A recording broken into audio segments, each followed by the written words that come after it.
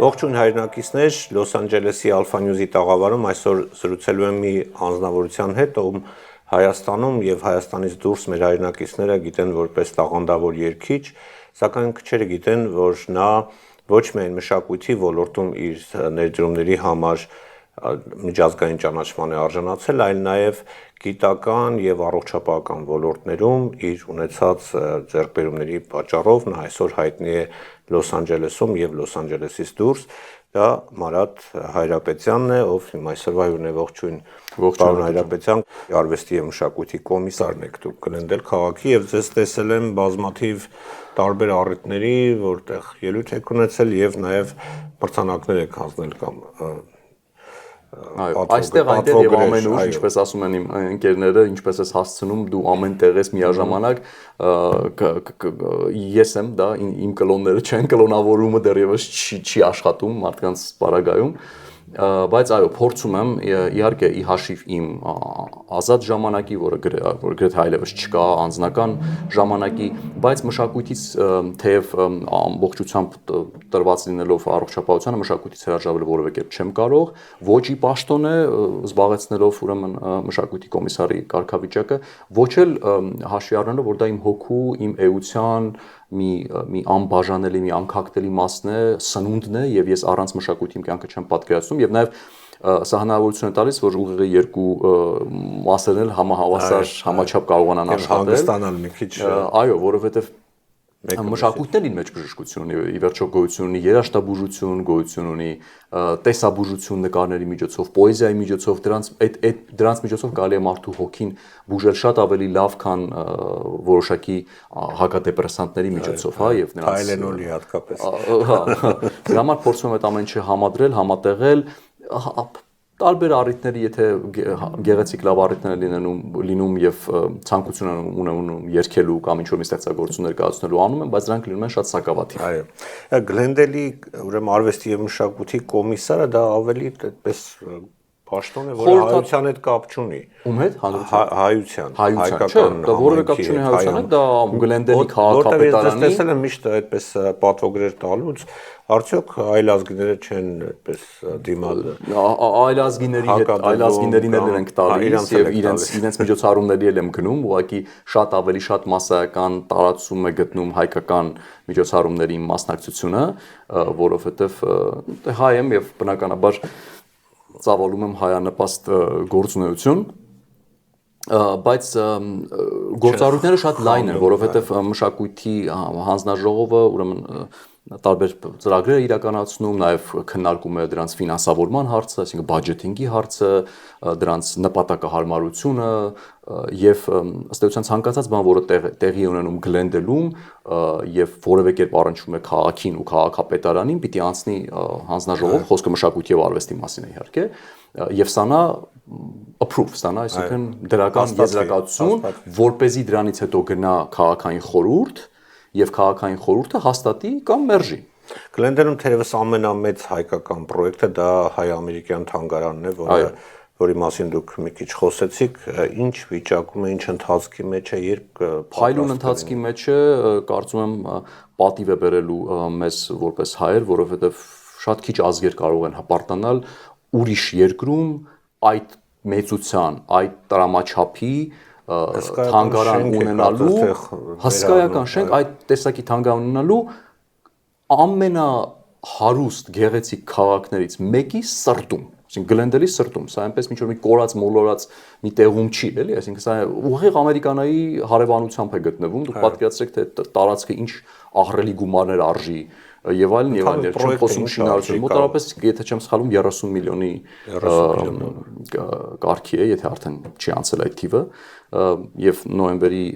22-ին, եթե չեմ սխալվում, կլինի արդեն վերջնական այդ գալա միջոցառումը, բացման, այսինքն արդեն պատրաստ է։ Բացմանը մինչեւ, այո, այդպես արարողության նման մի բան,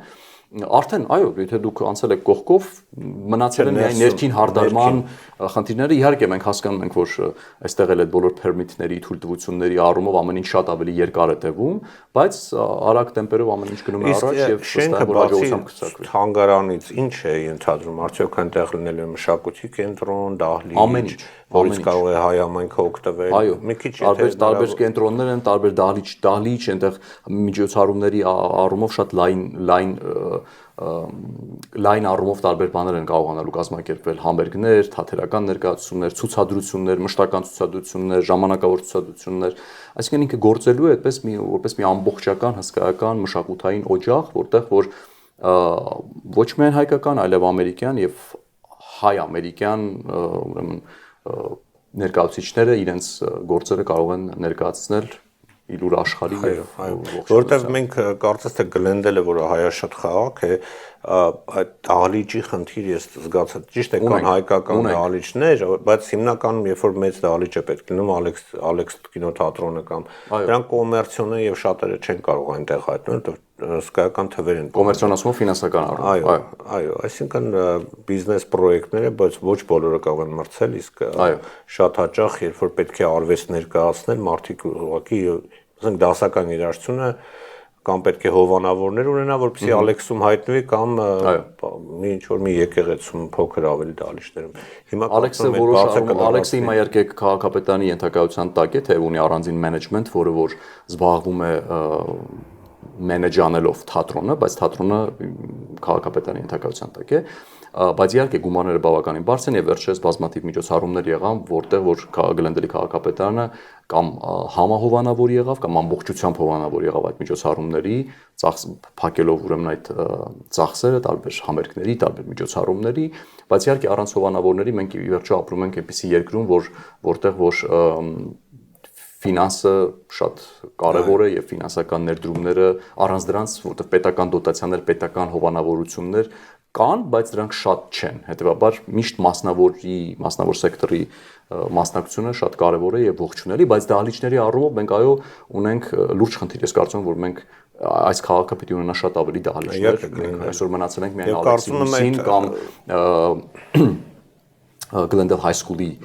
դահլիճի հույսին, որը վերջերս ավելի սահմանափակվեց, որովհետև հիմա այդ դահլիճը միայն կարող է օգտագործվել դպրոցին հարող կամ աշակերտությանը հարող միջոցառումների համար, եւ եթե ժամանակին մեր արտիստները կարողանում են հեշտությամբ հաշվի առնելով ֆինանսական տարբերությունը վերցնել այդ դահլիճը, այսօր չեն կարողանել, որովհետև ուղղակի չեն տալիս այլևս այդ դահլիճը, այսպես դրսից եկող արտիստներին։ Այո։ Հուսանք թանգարանի շենքը բացը կլռացնի։ Եվ խոսենք նաև մեր համայնքի մասին, տեսեք մենք ունենք շատ այսպես տարբեր ոլորտներում հաջողությունների, հենց ձեր օրինակի վրա վերցնեմ, մեծ հաջողությունների հասած մարդիկ, հայեր, հայրենասեր հայեր, բայց կարծես թե մեր ազդեցությունը հայկական համայնքի ի տարբերություն Գլենդելի կամ Կալիֆոռնիայի նույնիսկ այդ Կալիֆոռնիայից եկող մենք չենք կարողանում ավելի ուժեղ լինել, ինչն է պակասում, որովհետև մենք գիտենք, որ տարբեր նահանգներում մենք ունենք հայեր, որոնք բավականին ազդեցիկ են, բավականին թե բիզնեսի բնագավառում, թե մասնագիտական, բայց ինչն է պակասում, որ մենք ավելի հզոր եւ ազդեցիկ լինենք ըստ ձեզ։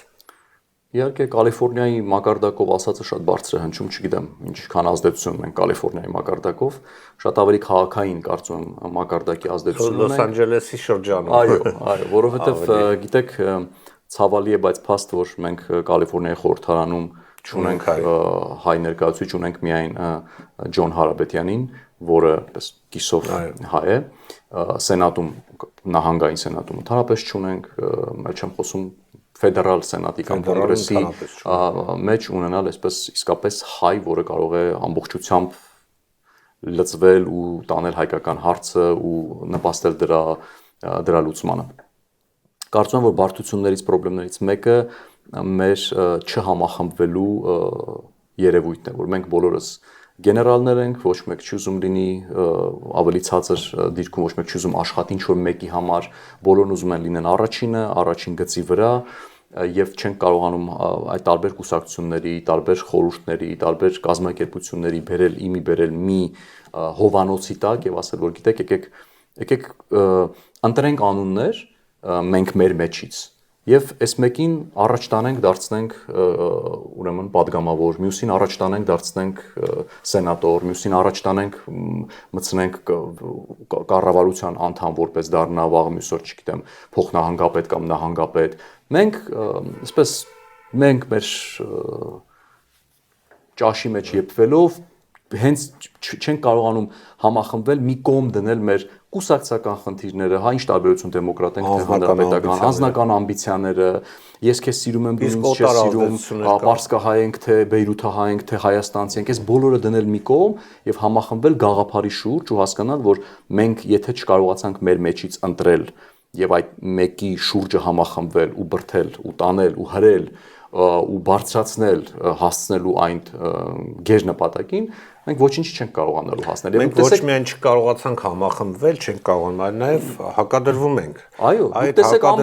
ամենապարզ մակարդակով քաղաքային գլենդելի քաղաքային ընտրությունների իրավիճակը նոր պիտի լինի։ Այո, եւ ամեն տարի է ըստ էության, ամեն տարի ասելով, այսինքն ամեն ընտրություններին մենք այս նույն վիճակն ենք տեսնում, որ մասնակցում են 1, 2, 3 տեղի համար մասնակցում է 10-ից ավել տեխնացու։ Այո։ Եվ բոլորը իրար դեմ, փոխանակ որ եկեք նստենք մի սեղանի շուրջ, որոշենք ով իսկապես կարիք ունի այնտեղ հիմա հայտնվելու, ով է մեր մեջից ամենահամապատասխանը, ոչ թե ամենալավը կամ ամենաարժանին, այլ ամենահամապատասխանը, որովհետև պետք է մի քիչ մարդը նաև իրատեսությունը նաև սթափ կարողանա գնահատի իր թույլ եւ ուժեղ կողմերը, իր արժանինքները կամ իր թերությունները, այնպես չի չէ որ ուղղակի ինձ համար ամբիցիա է հայտնվել քաղաքային խորհրդում ու դառնալ քաղաքային խորհրդի անդամ։ Լավ, ինչ գնում օրինակ Բրբանկում մասնակցեն, այնտեղ հայություն կա, բայց հայ չկա ընդհանրապես, բայց կարող է լինել, չէ՞, մոտ եթե չեմ սխալվում 20% հայ է։ Այո, եւ ցանկալի է որ լինի։ Այո։ Ինչի՞ չեն անում դա։ Այսինքն ինչ որ մարմին է պետք ստեղծել, որը ուղղորդող, կարծում եմ որ այո, ուղղորդող դրսից, գիտեմ, կարծում որ դրսից, կարծում եմ որ ուղղորդող խորհրդատվություն իրականացնող չէ, Հայաստանը այստեղ ընդհանրապես։ Իսկ Հայաստանից խանգարում են այստեղ թե ոչ։ Չէ, Հայաստանը նախ իրավունք չունի եւ չի կարող խառնել այդ գործողություններին։ Չեմ կարծում, այդ պարակտիչ գործողությունները իրականացում են հենց այդ անհատները, ովքեր սթափ չգիտակցելով իրենց արժանինքները, իրենց հայլու մեջ չնայելով, ես իսկապես ուզում եմ օգտագործել այս առիթը եւ խորհուրդ տալ բոլոր այն տեխնացուներին, ովքեր պատրաստվում են որևէ պաշտոնի հավակնել, դա կլինի քաղաքային խորհրդում, դա կլինի, չգիտեմ, շրջանային մակարդակի, նահանգային մակարդակի, մի հատ կանգնեք հայլու առաջ, նայեք ձեզ եւ ինքնդ ձեզ հարց տվեք, արդյոք դուք համապատասխանում եք ձեր կրթությամբ, ձեր գիտելիքներով, ձեր լեզվամտածողությամբ, լեզուների իմացությամբ, մարդկանց հետ հարաբերվելու, մարդկանց համոզելու, մարդկանց վրա ազդեցություն ունենալու ձեր շնորհքներով, արդյոք համապատասխանում եք տվյալ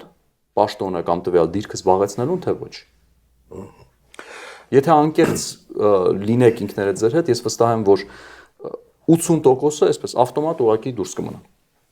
Եվ վերջում ուզում եմ, քանի որ համահայկականության կամ համախմբման մասին խոսեցինք, թերևս ամենահամահայկական կառույցը եղել եւ մնում է հայ առաքելական եկեղեցին։ Իհարկե, միշտ, որը այսօր ցավոք հարվածի տակ է եւ ընդհանրապես կարծիք կա, որ ամբողջ քրիստոնեական համայնքն է ամբողջ աշխարհում հարվածի տակ։ Մենք տեսանք նույնը Չարլի Քրքի սարսափելի սպանությամբ։ Հատկապես կուզեի, որ դուք կենտրոնանաք հայ առաքելական եկեղեցու, որը արվում է ցավոք հայրենի իշխանությունների կողմից։ Սա ավելի գլոբալ խնդիր է, թե կոնկրետ անձի այսպես քմահաճույքների հետ գործ ունենք, որը որոշել է իր աղանդը ստեղծել, դրա համար պետք է թույլատնել հայ առաքելական եկեղեցին։ Ես կարծում եմ, որ սա շատ ավելի գլոբալ խնդիր է, որտեղ մենք տեսնում ենք այդ սատանապաշտությունը, այդ չարապաշտությունը, նաև Միացյալ Նահանգներում, եվրոպական երկրներում, եւ հիմա վերջերս տեսնում ենք նաև Հայաստանում։ Ես ցանկացած ոտնձգություն Մայրաթորի հայ առաքելական եկեղեցու դեմ դատապարտել եմ, դատապարտում եմ ու դատապարտելու եմ։ Անկախ կուսակցական, քաղաքական կարգավիճակներից, դիրքորոշումներից որևէ բան չի կարող ինձ ստիպել միանալ այդ չարի արշավին։ Գիտեք, միշտ էլ եղել են ու կան լավ կամ վատ հոգևորականներ, խելացի կամ ոչ այնքան, թեև ես պիտի ասեմ, որ ես շատ հոգևորականների հետ ընկերություն ունեմ եւ մտերմություն ունեմ, նրանց բացարձակ մեծամասնությունը քայլող հանրագիտարաններ են, նրանց բացարձակ մեծամասնությունը իմաստուն մարդիկ են, ուսյալ մարդիկ են, ովքեր որ ինչպես Միքայել Սրբազանն ասում, կարող է մենք սուրբ չենք, այո, մենք սուրբ չենք, բայց մենք սրբերի պես չենք ապրում, բայց մենք ճիշտ խորհուրդներ ենք տալիս մարդկանց եւ ուղղորդում ենք նրանց ավելի լավ ապրելուն, հա, այսինքն պարտադիր չի որ հոգեվորականը ինքը լինի սուրբ կամ սրբի պես ապրի, ոչ սրբեր չկան մեր իրականության մեջ, բայց հոգեվորականները երբեք վատ խորհուրդներ չեն տալիս, դրանց բոլոր խորհուրդները ուղղված են համերաշխության, ուղղված են մարդու հոգևոր կյանքի զարգացման, բարեփոխման, դեպի Աստված, դեպի Հիսուս Քրիստոս ճանապարհը ճիշտ անցնելու, նրան հասնելու, լույսի ձգտելու, խավարի միջից դուրս գալու եւ անընդունելի եմ համարում որևէ հոգևորականի կամ առհասարակ ամբողջ կառույցի դեմ ուղղված որևէ ոտնձգություն միշտ դատապարտել եմ եւ դատապարտելու եմ Եվ ես կարծում եմ մենք որպես հայ առաքելական եկեղեցու հետևորդներ մշտապես պիտի լինենք մեր եկեղեցու, մեր հավատքի կողքին, անսասան եւ առհասարակ քրիստոնեական արժեքների կողքին։ Ես հայ քրիստոնյա եմ, ես հպարտ եմ իմ հայ քրիստոնյա լինելու հանգամանքով եւ համարում եմ, որ մենք ամեն քայլ պիտի անենք, որպեսզի մարդկանց այդ սխալ ճանապարհից, այդ շեղված ճանապարհից, այդ մոլորված ճանապարհից, այս մոլորյալ գառնուկներին հետ բերենք դեպի ճշմարտությունը, որպեսզի նրանք էլ գնան լույսի ճանապարհով եւ հրաժարվեն չարից, ինչպես ասում է մեր աղոթքում հրաժարում չարից։ Շատ շնորհակալ եմ։ Դոկտոր Մարկ Հայ կամ Մարատ Հայրապետյան, շնորհակալություն։ Ես եմ շնորհակալ հրավերի ու զրույցի համար։ Սիրելի այրենակիցներ, այսքանը կհանդիպենք։